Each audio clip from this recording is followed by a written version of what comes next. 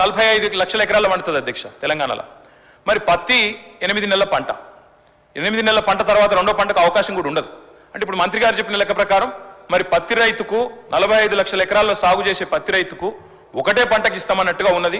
ఈ విషయంలో కూడా వారు మా సందేహం నివృత్తి చేయాలి. ఒకటే పంటకి ఇస్తారా, 2 పంటలకు ఇస్తారా? కంది కూడా సేమ్ అధ్యక్ష. మీ వికారాబాద్ జిల్లాలో కూడా కంది విస్తృతంగా పండిస్తారు, అది కూడా 7-8 నెలలు. అదే నన్ను చెప్పనండి మంత్రి గారితో విజ్ఞప్తి. ఇంకో రకంగా వెళ్ళొద్దు. ఇది కేవలం మేమేమీ చెప్పలేదు. గత ప్రభుత్వంలో జరిగినటువంటి విధి విధానాలను మేము ముందుంచాము. మీరు ఏది చెబితే దాన్ని అమలు చేయాలనే ఆలోచన తప్పితే ఆ పంటకి ఎంత ఇస్తారా, దీనికి ఎంత ఇస్తారు అనేది మేము నిర్ణయమే చేయలేదు. మీ సూచనల తర్వాతనే నిర్ణయించబడుద్ది. కాబట్టి మేము ఇంతవరకు ఈ ప్రభుత్వం రైతు భరోసా మీద నిర్ణయించలేదు. కాబట్టి మా నిర్ణయాలు అందులో ఏమీ లేవు. కాబట్టి మా మీద దేన్ని కూడా మీరు రుద్దొద్దు అని చెప్పి గౌరవ సభ్యులకు మనవి చేస్తాం. ఏం చేయాలో, ఎట్లా చేయాలో, పత్తికి ఏం చేయాలో, చెరుకు ఏం చేయాలో మీరు చెప్పండి. దాని ప్రకారంగా ప్రభుత్వం భవిష్యత్తులో నిర్ణయిస్తుందని చెప్తున్నాం.